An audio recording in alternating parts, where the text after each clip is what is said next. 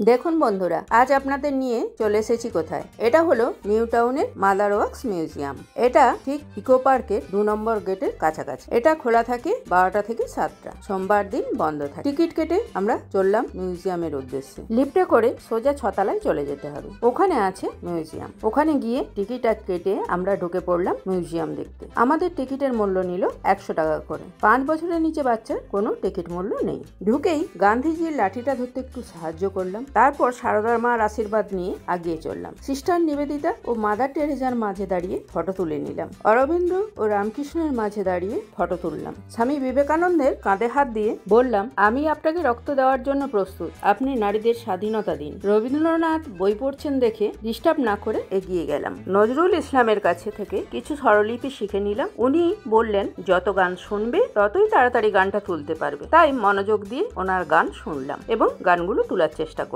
তারপর দাদার সঙ্গে হ্যান্ডশেক করে নিলাম। লতা মঙ্গেশকরের ইন্টারভিউ নিতে গেলাম। প্রথমে একটু ভয় ভয় করছিল, তারপর উনি বললেন আমাকে ওনার ভীষণ ভালো লেগেছে, যখন ইচ্ছা আমি ওনার কাছে গান শুনতে যেতে পারি। তারপর নিচে এসে অড্রি হেপবার্নের সঙ্গে টি পার্টি সেরে নিলাম। জাদুর মাথায় হাত দিয়ে আশীর্বাদ করলাম যাতে ও তাড়াতাড়ি মঙ্গল গ্রহে ফিরে যেতে পারে। হে বাবা, আমি তো মোনালিসা হয়ে গেলাম। দূর, আর কত বলবো। এবার আপনারা আমার চ্যানেলটা সাবস্ক্রাইব করে দিন আর লাইক শেয়ার করে অন্যদের দেখার সুযোগ করে দিন। আর আপনারা দেখে নিন আর কি কি আছে। আমি একটু ঘুরে ঘুরে দেখে আসি আর কি কি আছে, সঙ্গে আপনাদের নিয়ে যাচ্ছি, আপনারাও দেখতে থাকুন। ঘুরতে ঘুরতে চলে এলাম টপ ফ্লোরে।